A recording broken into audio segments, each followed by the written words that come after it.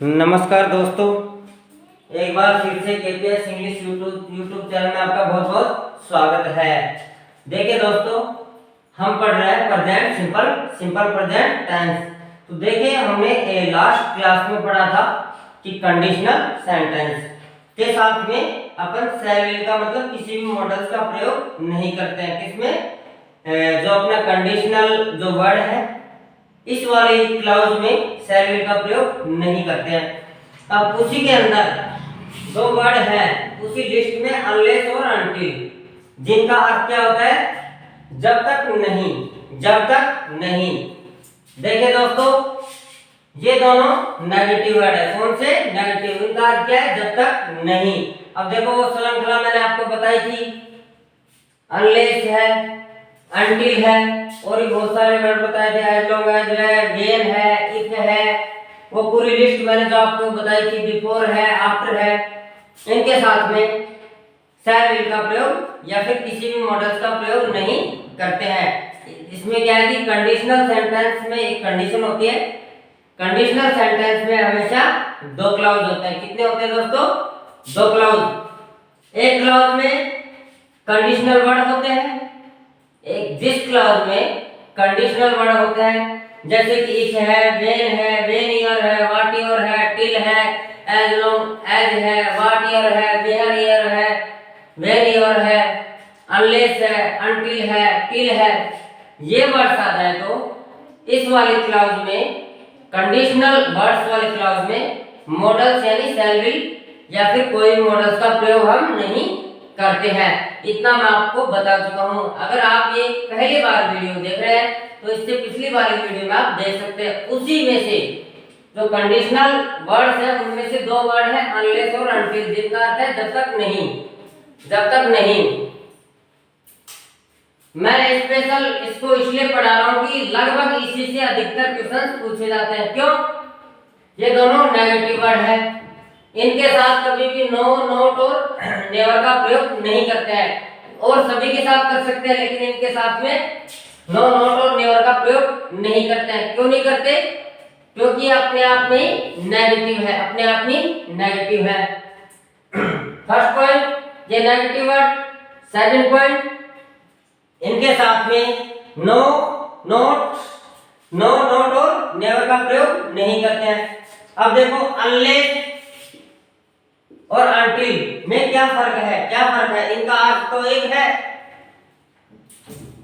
लेकिन आपके दिमाग में प्रश्न उठेगा दोस्तों, क्या कि अनलेस और अनटिल बनाया क्यों है अलग अलग?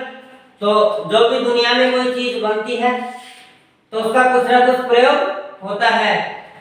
तो देखो, अनलेस जो है इसका प्रयोग करते हैं कंडीशन में, प्रयोग करते हैं किसमें? कंडीशन मतलब शर्त में। और अनटिल, अब देखो UNTIL, इसकी स्पेलिंग क्या है? UNTIL। कई बच्चे, कई विद्यार्थी इसको क्या लिखेंगे? TI डबल L कर देंगे। क्या करते हैं? UNTI डबल L, जो कि गलत है। इसकी स्पेलिंग है UNTIL। अब देखो, अनलेस का प्रयोग कहां करते हैं? कंडीशन में, मतलब शर्त में प्रयोग करते हैं। और अनटिल मतलब टाइम कंडीशन। अब कंडीशन और टाइम कंडीशन में क्या फर्क है? मैं आपको थोड़ा सा डिटेल से समझा देता हूं। मुझे उम्मीद है यहां तक आपको बिल्कुल समझ में आ गया होगा। अब आपको क्या समझना है? जैसे टाइम कंडीशन क्या होता है? अब देखो, जैसे जब तक मैं IAS नहीं बनूंगा, शादी नहीं करूंगा, शादी नहीं करूंगा।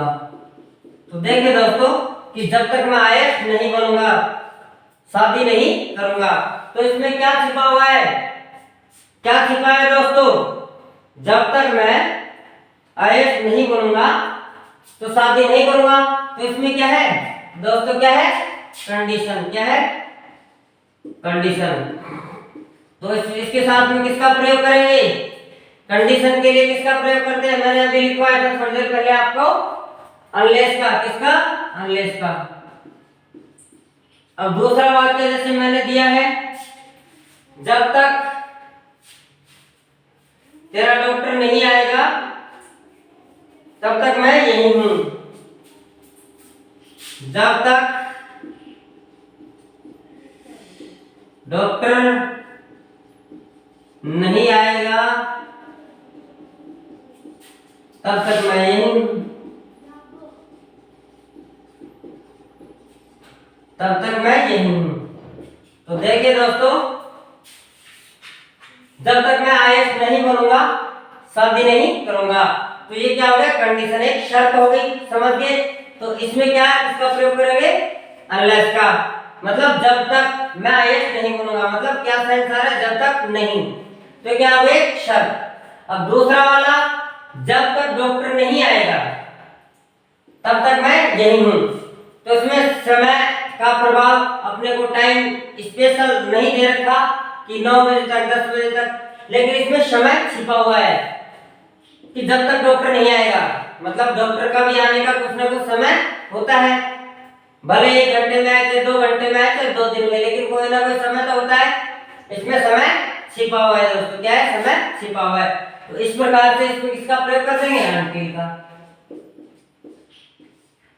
जिसमें खाली कंडीशन हो उसमें अनलेस का, जिसमें टाइम कंडीशन हो, टाइम अलग से नहीं दे रखा होता, लेकिन जब तक डॉक्टर नहीं आएगा, मतलब कुछ देर बाद आएगा, तो उसमें समय छिपा हुआ है। मुझे उम्मीद है अनटिल और अनलेस समझ में आ गया होगा। अब इसका स्ट्रक्चर बनाते हैं दोस्तों, इसका स्ट्रक्चर बनाते हैं। अब सबसे पहले हम लेते हैं जैसे अनलेस का, क्या बनेगा, अनलेस। दोस्तों आज थोड़ी गर्मी बहुत ज्यादा हो रही है, फिर देखिए दोस्तों, हम जो है अनटिल और अनलेस पढ़ रहे हैं। क्या पढ़ रहे हैं, अनटिल और अनलेस। अनलेस मैंने बता दिया कंडीशनल के साथ में प्रयोग करते हैं, और ये टाइम कंडीशन, दोनों कंडीशन वर्ड्स है, लेकिन फर्क क्या है, ये टाइम कंडीशन और ये ओनली कंडीशन। अब देखो स्ट्रक्चर क्या बन रहा है, अनलेस के बाद में सब्जेक्ट प्लस V1, मतलब प्रेजेंट सिंपल, समझो V1 या V5 तो प्रेजेंट सिंपल में प्रयोग होता है। आने वाले क्लास में शैल विल या कोई भी मॉडल, जैसे शैल विल के बाद में कौन कौन सा, शैल विल कैन मे और must, shell will can may और मस्ट, उसके बाद में वर्ब की फर्स्ट फॉर्म अदर वर्ड, ऐसा है तो क्या है दोस्तों, सही। सेकंड है सब्जेक्ट प्लस शैल विल। अब इसका 2 क्लाउज है इसमें, अनलेस वाला क्लाउज में प्रेजेंट सिंपल का ही प्रयोग करते हैं, तो किसका, प्रेजेंट सिंपल का। यदि शैल विल यहां आ जाएगा तो गलत हो जाएगा। अब देखो इस क्लाउज को इधर ले आओ, subject plus shall will plus V1 other word आ गया वो वाला, इसको बाद में ले आओ। Unless plus subject plus V1 plus other word, मतलब अनलेस के साथ में प्रेजेंट सिंपल का प्रयोग होता है। क्या पहचान है, वर्ब की फर्स्ट फॉर्म और वर्ब की फिफ्थ फॉर्म प्रेजेंट सिंपल में ही प्रयोग में आती है दोस्तों, आती है दोस्तों। अब देखिए दोस्तों, सेकंड लेते हैं until, until plus subject plus V1 या V5 प्लस अदर वर्ड, ये फर्स्ट क्लॉज हो गया। आने वाले क्लॉज में सब्जेक्ट प्लस शैल विल, भाई मॉडल्स और बाकी जो बच गए कौन कौन से, वुड कुड शुड नहीं, विल शैल कैन मे और मस्ट, ध्यान रखो इनके बाद में कैन मे और मस्ट आएगा बस, वर्ब की फर्स्ट फॉर्म और अदर वर्ड। और क्या लगा सकते हैं, अनटिल में अगर प्रेजेंट सिंपल आ रहा है तो आने वाला क्लॉज भी प्रेजेंट सिंपल आ सकता है, प्रेजेंट सिंपल आ सकता है, गलत नहीं होगा। आपको ध्यान क्या रखना है कि देखिए अनटिल द डॉक्टर कम्स, जब तक डॉक्टर नहीं आता है, समझ गए, अनटिल आ गया, सब्जेक्ट आ गया और वर्ब की फिफ्थ फॉर्म आ गई। आने वाले क्लास में I will stay here, I will stay here,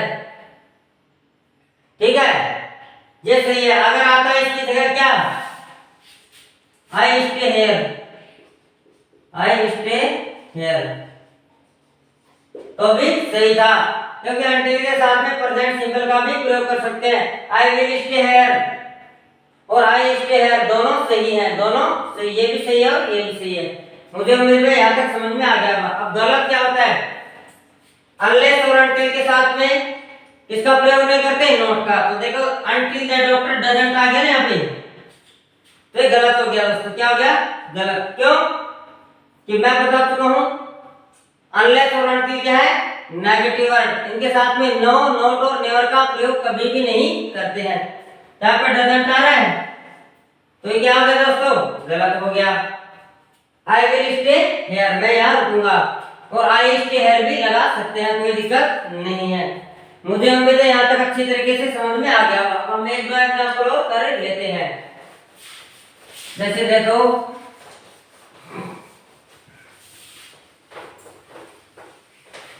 upon example से समझ में आएगा आपको। जैसे पहला मैंने लिया था until the doctor comes I will stay here, या फिर ऐसे बना सकते हैं I stay here,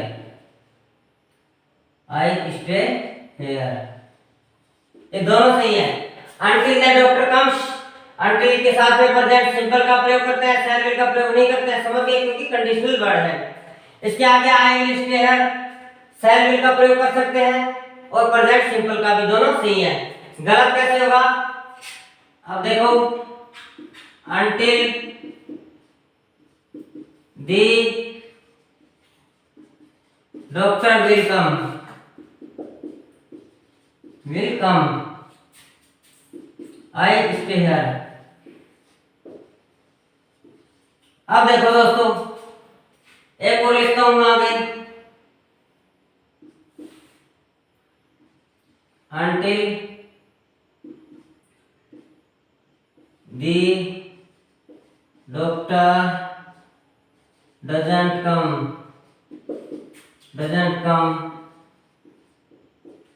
I will stay here। अब देखें दोस्तों, ये पहला बिल्कुल सही है, इसमें दूसरा गलत है, तीसरा गलत है। अब गलत और सही क्यों है, मैंने बताया था कि कोई भी कंडीशनल वर्ड हो, अनलेस, अनटिल हो, बिफोर हो, आफ्टर हो, एज लॉन्ग एज हो, व्हाट ईयर हो, वेन ईयर हो, वो लिस्ट मैंने दे रखी है लास्ट वीडियो में। तो यहाँ पे किसका प्रयोग हो रहा है, विल का। तो अनटिल और अनलेस या फिर कोई भी कंडीशनल वर्ड उसके साथ में शैल विल का किसी मॉडल, शैल विल या किसी भी मॉडल का प्रयोग नहीं करते, इसलिए गलत है। समझ में आ गया। दूसरे वाला गलत क्यों है, इसमें तो शैल विल नहीं है, फिर गलत है। तो एक कंडीशन और बताई थी मैंने कि अनलेस और अनटिल दो नेगेटिव वर्ड है, इनके साथ में किसका प्रयोग नहीं करते, नॉट का। तो ये इसलिए गलत है कि अनटिल के साथ में किसका प्रयोग हो गया, नॉट का। मुझे उम्मीद है आपको बढ़िया से समझ में आ गया होगा।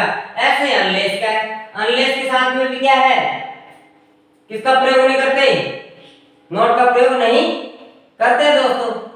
मुझे उम्मीद है समझ में आ गया। अनलेस के यहाँ पे अनलेस होता, यहाँ पे अनलेस होता तो क्या होता, तो भी गलत होता। यहाँ पे अनलेस लगा दो, क्या अनलेस लगा दो, तो अब ये गलत होता। समझ आया। अनटिल और अनलेस नेगेटिव वर्ड है, इसके साथ में नो, नॉट और नेवर का प्रयोग नहीं करते, पहली बात। दूसरी बात, इनके साथ में शैल विल का प्रयोग नहीं करते। और आने वाला क्लॉज अनटिल के साथ में विल शैल भी लगा सकते हैं, और प्रेजेंट सिंपल दोनों सही है। और अनलेस के साथ में खाली विल शैल का प्रयोग करेंगे, बस इतना ध्यान रखना है। ठीक है, मुझे उम्मीद है समझ में आ गया होगा, समझ में आ गया होगा। अब देखिए दोस्तों, मैं कुछ एग्जांपल्स आपसे करवा लेता हूं, देखिए दोस्तों, बिना देरी के हम आगे बढ़ रहे हैं। अब मैंने जो पूरे कंडीशनल वर्ड्स करवाए हैं उनके कुछ एग्जांपल्स हैं, जो आप 3 एग्जांपल्स करने के बाद समझ जाएंगे। वैसे देखो समय बहुत कम है, कराने को 1000 भी करा सकते हैं। जब ये टॉपिक हमारा खत्म हो जाएगा 10th चैप्टर, उसके बाद में मैं प्रैक्टिस करवाऊंगा लगभग 100-200 क्वेश्चन। अभी मैं फिलहाल के लिए आपको कुछ एग्जांपल्स पहले भी करवा चुका हूं, 3 एग्जांपल्स हैं। अब देखो वी सेल वेट, यहाँ पे वी आ रहा है, सब्जेक्ट आ रहा है, वी सेल आ रहा है, वेट, यहाँ तक बिल्कुल सही है। ये कॉमा लग गया, सेकंड क्लाउज चालू हो गया। टिल सी कम्स, तो यहाँ पे क्या है, कंडीशनल है, उसके साथ में सी कम्स सब्जेक्ट प्लस वी 5 है, तो ये सही है। तो टिल के साथ में सेल विल का प्रयोग नहीं है, प्रेजेंट सिंपल का प्रयोग होता है। ठीक है, ये सही है। वी शैल वेट, हम इंतजार करेंगे टिल सी विल कम। अब यहाँ पे मैंने बताया था कि टिल जो है, टिल होता है, अनलेस होता है, अनटिल होता है, बिफोर होता है, आफ्टर हो, कोई भी कंडीशनल वर्ड हो उस क्लॉज में किसका प्रयोग नहीं करते, शैल विल, कैन, मे और मस्ट, मतलब कोई मॉडल का प्रयोग नहीं करते हैं, किसी भी मॉडल का प्रयोग हम नहीं करते हैं। किसके साथ में, कंडीशनल वर्ड। तो टिल भी क्या है, कंडीशनल वर्ड ही है, इसलिए ये सही है और ये गलत है। दूसरा before he comes, before conditional है, इसके साथ में प्रेजेंट सिंपल का प्रयोग हो रहा है, सही है। आगे फ्यूचर का प्रयोग हो रहा है, आई शैल फिनिश माय वर्क, मतलब उसके आने से पहले, जब वह उसके आने से पहले आई शैल फिनिश, मैं मेरा काम पूरा समाप्त कर दूंगा, तो ये सही है। दूसरा I shall finish my work before he will come, ये यहाँ पे सही है। गलत क्या है, यहाँ पे बिफोर आ रहा है, तो बिफोर वाले क्लॉज में मतलब कंडीशनल वर्ड है बिफोर, इसके साथ किसका प्रयोग हो गया, विल का, तो ये गलत है। मतलब शैल विल कैन मे मस्ट, यानी कोई भी मॉडल हो, should would could may might must, जितने मॉडल इसका प्रयोग नहीं होता, इसलिए गलत। पहला सही, दूसरा गलत। तीसरा आई स्टार्ट माय वर्क, तो मैं मेरा जो कार्य है शुरू करता हूं, एज सून एज, जैसे ही वह आता है, जैसे ही वह आता है। तो देखिए दोस्तों, मैंने बताया था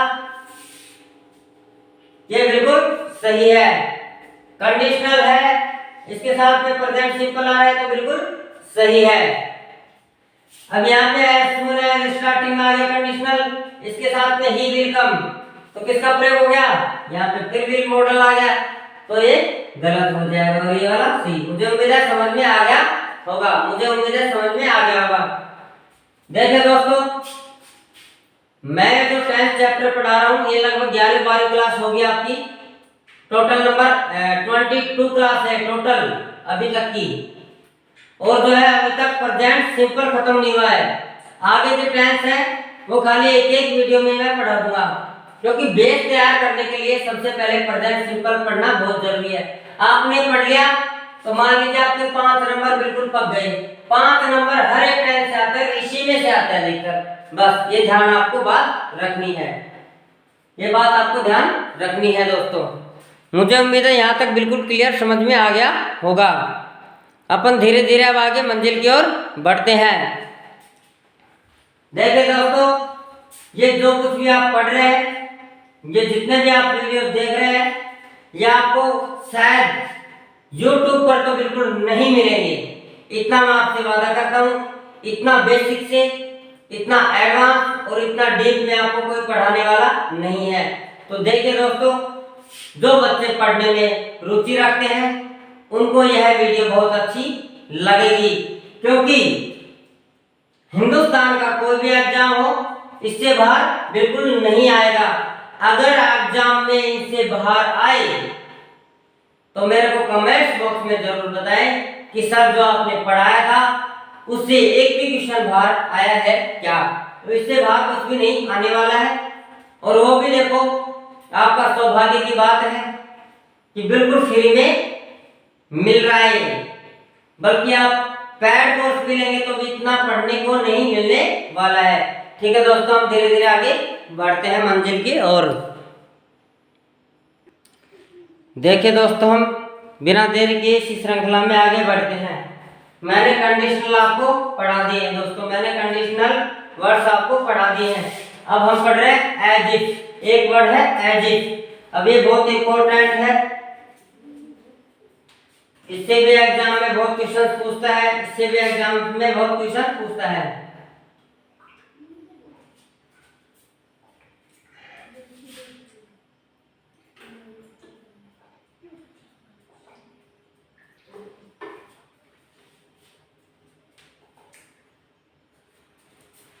जितने देर तक मैं पानी पीता हूँ उतनी देर तक आप इसको पढ़ लीजिए, कंसेप्ट को आपको खुद ही समझ में आ जाएगा और मैं कुछ बताने वाला हूँ।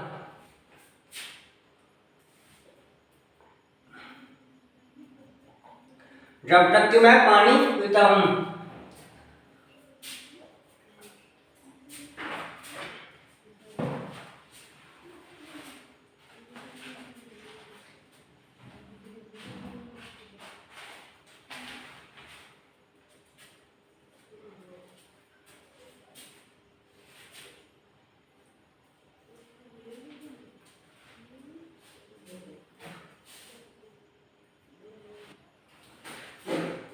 देखिए दोस्तों, मुझे उम्मीद है आपने पढ़ लिया होगा, शायद समझ भी लिया होगा, लेकिन फिर भी मैं अपने स्तर से आपको समझा देता हूँ।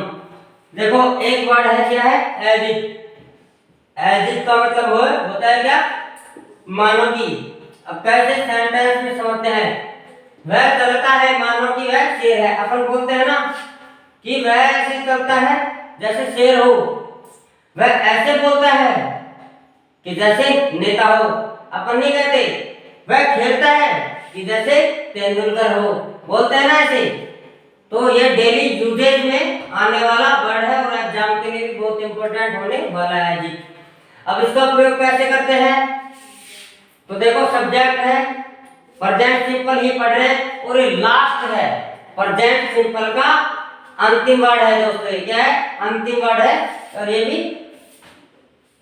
V1 या V5 आ गया, अदर वन आ गया। नेक्स्ट क्लॉज में एज इफ लगाएंगे। एज इफ शुरू में भी आ सकता है और ये क्लॉज बाद में भी आ सकता है, बाद में भी आ सकता है। तो देखो इसके बाद एज इफ के बाद क्या क्या आ सकता है, सब्जेक्ट के बाद में वर्ब प्लस नाउन या अदर वर्ड। ध्यान रखना है किस चीज का, एज इफ के बाद में सब्जेक्ट आ गया, कोई भी सब्जेक्ट हो, चाहे सिंगुलर हो चाहे प्लूरल हो। उसके बाद में सबके साथ में किसका प्रयोग करना है, वर का दोस्तों। किसका प्रयोग करना है, वर का। भले सब्जेक्ट सिंगुलर हो चाहे प्लूरल हो या फिर दुनिया का कोई भी सब्जेक्ट हो, सभी के साथ में किसका प्रयोग करेंगे, वर का। अब वर आ रहा है तो उसके बाद हमें क्या चाहिए, नाउन या अदर वर्ड। इसके बाद अगर वर्ब आ रहा है तो वर्ब का प्रयोग नहीं करेंगे।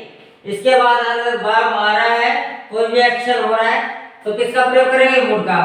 अब एक वर्ब के बाद नाउन या अदर वर्ड हम लगाएंगे, समझ गए होंगे मेरी बात। उसके बाद एज इफ के बाद और क्या आ सकता है, सब्जेक्ट आए। अगर वर्ब आ रही है, एज इफ के बाद कोई वर्ब आ रही है तो किसका प्रयोग करेंगे दोस्तों, वुड का। किसका, वुड का। ध्यान रखना किसका प्रयोग करेंगे, वुड का। वुड के बाद में आपकी first form plus other word. मुझे उम्मीद है यहां तक बिल्कुल समझ में आ गया होगा। दोबारा से रिपीट कर देता हूं। एज इफ, एज इफ का मतलब होता है मानो कि। जैसे वह चलता है मानो कि वह शेर हो। अब हिंदियत आप कहेंगे सर यहाँ पे वर है तो था से निकलेगा। तो देखो मैंने पूरा प्रेजेंट सिंपल टेंस पढ़ा है, कहीं भी आपको होता है ते है नहीं पढ़ा है। तो आपको पढ़ना क्या है कि अगर एज इफ आ रहा है उसके बाद में वर आ रहा है तो उसका सेंस क्या निकलेगा, मानो कि वह शेर हो। प्रेजेंट में उसका सेंस मतलब एक काल्पनिक है दोस्तों। क्या है, काल्पनिक है। एज इफ क्या है, काल्पनिक वर्ड है। तो वह चलता है मानो कि वह शेर हो। यहां तक समझ में आ गया। नेक्स्ट, सब्जेक्ट प्लस V1 या V5 पर है, मतलब प्रेजेंट सिंपल टेंस। V1 का मतलब वर्ब की फर्स्ट फॉर्म, तो वर्ब की फर्स्ट फॉर्म आजीवन क्या होती है, प्लूरल होती है। और वर्ब की फर्स्ट फॉर्म आजीवन सिंगुलर होती है। ये दोनों प्रेजेंट टेंस में काम आती हैं। यहां तक समझ में आ गया। नहीं आया तो मेरी पिछली वीडियो आप देख लीजिए। इसके बाद एज इफ आ रहा है, मतलब एक क्लाउज दूसरा स्टार्ट हो गया एज इफ से। तो एज इफ के बाद क्या क्या आ सकता है, सब्जेक्ट हो, वर्ब हो और नाउन हो। तो सही है। नाउन बोले तो कुछ भी है, जैसे दुनिया का कोई भी नेमिंग वर्ड है, लोइन है, लाइट है। जैसे लाइट चंद्रमा की तरह चमक रही है, कुछ भी हो नाउन हो तो नाउन से पहले किसका प्रयोग करेंगे? वर्ब का। अगर आ जाए वर्ब, कोई एक्शन मतलब कोई काम करने वाला वर्ड आ जाए तो किसका प्रयोग करेंगे? वुड का। अब यहां तक बिल्कुल समझ में आ गया, रिपीट मैंने 2 बार कर दिया है। उसके बाद अपन हिंदी से मैं बता देता हूं इसलिए ताकि आपको अच्छे से समझ में आ जाए। बाकी ग्रामर को हिंदी से अंग्रेजी नहीं पढ़ना चाहिए। अब आप कहेंगे यहाँ पे वर है तो इसका मतलब था होता है, लेकिन यहाँ पे तो हो निकल रहा है इसका सेंस, ठीक है, क्योंकि ये काल्पनिक है दोस्तों। क्या है? काल्पनिक, इसलिए इसमें हो का सेंस आ रहा है। वह इस प्रकार चलता है, मानो कि वह शेर हो। अब क्या बनेगा इसका? ही वॉक्स, वह चलता है, वह इस प्रकार चलता है, या फिर ऐसे बोल सकते हैं वह चलता है। एज इफ, मानो कि वह शेर हो, वह शेर हो। तो क्या बनेगा? सब्जेक्ट लगा दिया ही, ठीक के बाद क्या लगाएंगे? वर्ब। उसके बाद शेर क्या है? नाउन है। कोई वर्ब तो नहीं है ना, नाउन है। शेर क्या है? नाउन। तो ही और ए लॉइन। अब लॉइन से पहले ए का प्रयोग किस लिए हुआ? क्योंकि लॉइन क्या है? काउंटेबल है। लॉइन शेर को गिन सकते हैं, 1 शेर, 2 शेर, 3 शेर, मतलब काउंटेबल हो गया। और कॉमन नाउन है क्योंकि शेर किसको प्रदर्शित कर रहा है? अपनी जाति को। शेर बहुत सारे हो सकते हैं, तो एक कॉमन नाउन है, शेर सिंगुलर है। तो आर्टिकल ए का प्रयोग हम करेंगे। एन का प्रयोग क्यों नहीं करेंगे? क्योंकि एन का मतलब भी तो एक ही होता है। क्योंकि दोस्तों इसमें एन जो है ये कॉन्सोनेंट साउंड है। कॉन्सोनेंट साउंड से पहले ये आर्टिकल का प्रयोग करते हैं। अगर वोकल साउंड आता, जैसे अम्ब्रेला, ए ई आई ओ को साउंड आए तो एन का प्रयोग करते हैं। तो यहाँ पे दोस्तों किसका? ए का प्रयोग होगा। तो ही वाले लॉइन ये बिल्कुल सही है। दूसरा सेंटेंस लेते हैं। कोई भी सब्जेक्ट हो, ही हो, सी हो, दे हो, दुनिया का कोई भी सब्जेक्ट उसके साथ में किसका? वर का ही प्रयोग करेंगे। ध्यान रखना आपको, ऐसा नहीं कि ये तो आज लगा दिया, नहीं, वर का ही परमानेंट प्रयोग करेंगे अगर एज इफ है तो। दूसरा, मुझे लगता है तुम पागल हो, मुझे लगता है तुम पागल हो। इट सीम्स टू मी, ये क्या है? फ्रेज भी है। क्या है दोस्तों? मुझे ऐसा लगता है, परमानेंट है। एक फ्रेज भी है। क्या है? फ्रेज है कि मुझे ऐसा प्रतीत होता है, मुझे ऐसा लगता है। एज इफ आ गया। You are mad, you are, देखो यू के साथ में वर का प्रयोग कर रहे हैं। यू आर मैड मतलब पागल, तुम पागल हो। यू आर मैड मतलब तुम पागल हो। अब देखो यहाँ पे ये दोनों नाउन है, पहले वाला हमने यूज करके दिखा दिया आपको। अब इसी से सेकंड स्ट्रक्चर निकालते हैं। Subject plus would plus human plus other word. देखो इट सीम्स मतलब ऐसा लगता है। इट सीम्स का मतलब ऐसा लगता है। एज इफ, मानो कि, मानो कि it would rain, it would rain. तो देखो बारिश होगी तो एक्शन होगा ना, मतलब कोई कार्य हो रहा है, तो ये क्या है? वर्ब। तो वर्ब आए तो किसका प्रयोग करते हैं? वुड का। तो क्या हो जाएगा? इट वुड रैन मतलब बारिश होगी, बारिश होगी। इट सीम्स के बाद में क्या है? As if. इट सीम्स का मतलब ऐसा लगता है। एज इफ, मानो कि, इट वुड रैन। अब देखो यहाँ पे इट का प्रयोग क्यों हुआ है? रैन क्या है? नॉन लिविंग के साथ में से किसका प्रयोग करते हैं? इसका प्रयोग करते हैं। इट वुड रैन, वुड का प्रयोग क्यों किया? वर्ब का क्यों नहीं किया? क्योंकि वर्ब का प्रयोग करते हैं नाउन के साथ में, और वर्ब आ जाए तो ये वर्ब एक्शन हो रहा है, बारिश हो रही है ना, तो बारिश होगी, तो किसका प्रयोग कर देंगे? वुड का। मुझे उम्मीद है आपको एज इफ का प्रयोग समझ में आ गया होगा। अब हम एक एग्जांपल और मैं आपको करवा देता हूं ताकि आपको अच्छे से समझ में आ जाएगा।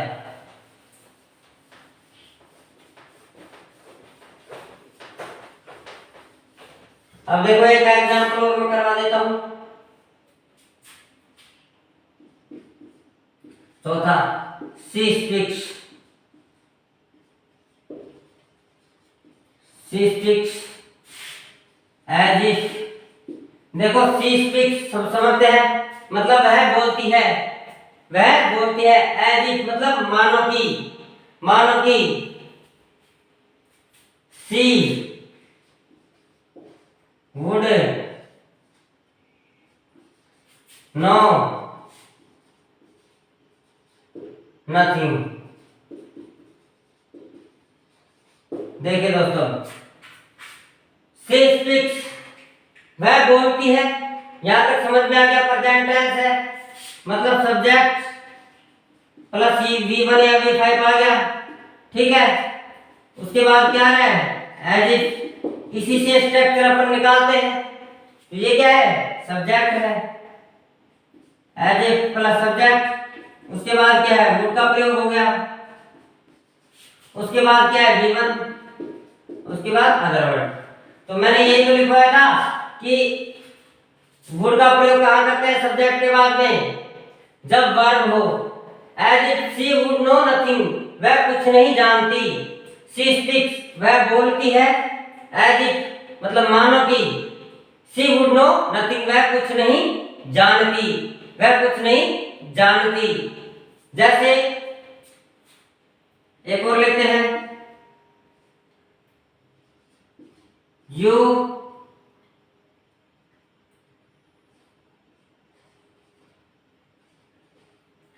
Teach as if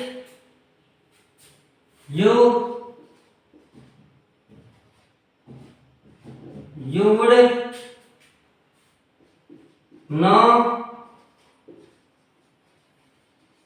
everything। अब देखिए दोस्तों, यू टीच मतलब तुम पढ़ाते हो, तो सब्जेक्ट हो गया, वर्ब की फर्स्ट फॉर्म हो गई। यू है तो वर्ब की फर्स्ट फॉर्म यूज करेंगे, क्यों, यू क्या है, प्लूरल। अब उसके बाद में क्या आया, एज इफ। एज इफ के बाद में यू वुड, यू वर क्यों नहीं किया, अब ये समझने की बात है।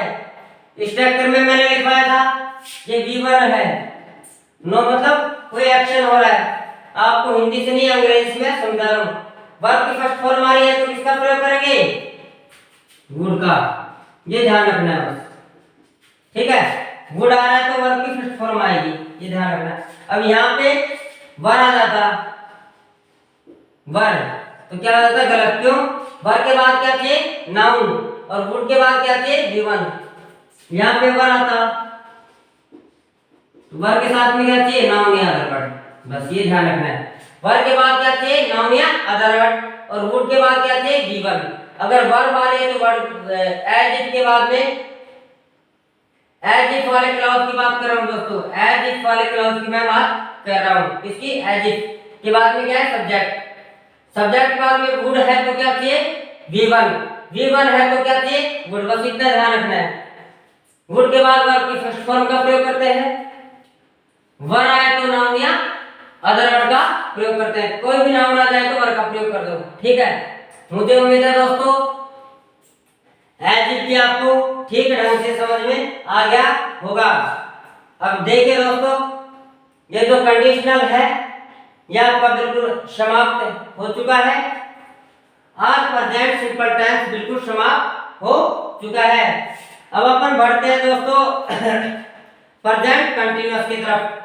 आज बड़ी मुश्किल से काफी लंबे समय के बाद में प्रेजेंट सिंपल समाप्त हुआ है। और दोस्तों आपकी जानकारी के लिए बता दूं, जो भी विद्यार्थी पहली बार यह मेरी जो क्लास देख रहे हैं उसकी जानकारी के लिए मैं बता दूं, अगर आपने इससे पहले वाली क्लासेज नहीं देखी है तो प्लीज देख लीजिए, क्योंकि इससे पहले वाली क्लासेज जो जितनी भी क्लासेज है बहुत इंपॉर्टेंट है। प्रेजेंट सिंपल आपने पढ़ लिया तो मानो कि आधा से ज्यादा टेंस आप पढ़ लिए हैं, क्योंकि प्रेजेंट सिंपल के आधार पर ही पूरा टेंस चैप्टर आता है। अब देखो इससे नेक्स्ट चैप्टर होगा voice, active voice, passive voice. तो एक्टिव वॉइस बोलते हैं टेंस को ही, पैसिव वॉइस होता है। अगर आपने टेंस ढंग से पढ़ लिया तो आप वॉइस बिल्कुल चुटकियों में पढ़ेंगे। अगर आपने टेंस सही ढंग से नहीं पढ़ा तो वॉइस आपको बिल्कुल भी समझ में नहीं आने वाला है। और साथ साथ में जिसको बोलते हैं रिपोर्टेड स्पीच बोलते हैं, कोई डायरेक्ट इनडायरेक्ट भी बोलते हैं, कोई रिपोर्टेड स्पीच भी बोलते हैं, कोई नरेशन भी इसको बोलते हैं। तो वो भी समझ में नहीं आ गया। तो देखिए दोस्तों, मैं इसलिए आपसे बोल रहा हूँ, जैसे 50 नंबर का टेंस है तो 25 नंबर का आपका क्या वॉइस आएगा और 25 नंबर का आपका नरेशन। इसलिए मैं आपसे कह रहा हूँ कि 200 नंबर का जो अंग्रेजी का आपका पेपर होता है, जिसमें 50 नंबर टेंस के आएंगे, 25 नंबर का क्या होगा वॉइस और 25 नंबर का नरेशन। तो यूं मानो आपने 50 नंबर का टेंस पढ़ लिया तो 25 तो आपको फ्री में ही मिल जाएंगे, क्योंकि टेंस आ गया तो वॉइस नरेशन बहुत आसानी से सीख लोगे। तो आधा जो है इंग्लिश ग्रामर का चैप्टर है, टेंस वॉइस और नरेशन पर ही डिपेंड है। एक तरफ तो 100 नंबर किसका, टेंस वॉइस और नरेशन बस, और 100 नंबर का क्या है, पार्ट्स ऑफ स्पीच है, noun pronoun adjective article conjunction, जितने भी है वो सभी 100 नंबर के और 100 नंबर के 3 चैप्टर। इसलिए मैं कहता हूँ टेंस आप ढंग से पढ़ लीजिए, इसीलिए मैंने टेंस से ही शुरुआत की है दोस्तों। और टेंस भी बिल्कुल बेसिक से समझ में आ गया, बेसिक से मैंने पढ़ा है। मुझे उम्मीद है आप पूरी वीडियो ठीक ढंग से मन लगाकर पढ़ेंगे तो आपको दुनिया का सबसे इजी टीचिंग वे यह लगेगा, और इससे बेहतरीन शायद आपको कहीं मिलने वाला नहीं है, जहां तक मेरा मानना है। और देखिए दोस्तों, आपको यह वीडियो अच्छा लगे तो इसको प्रत्येक उस गरीब विद्यार्थी तक पहुंचे जो फीस देने में असमर्थ है। तो मेरा यही एक लक्ष्य है कि उन सभी विद्यार्थियों को इसका फायदा मिले। ज्यादा से ज्यादा इसको शेयर करें, जब भी आप इसको देखें इसको एक बार समझें और बाद में इसको रिपीट करके देख लीजिए। मुझे उम्मीद है समझ में आ गया। अब अपन बढ़ते हैं प्रेजेंट कंटिन्यूअस की तरफ। तो नेक्स्ट वीडियो में अपन पढ़ेंगे दोस्तों प्रेजेंट कंटिन्यूअस टेंस। तब तक के लिए धन्यवाद।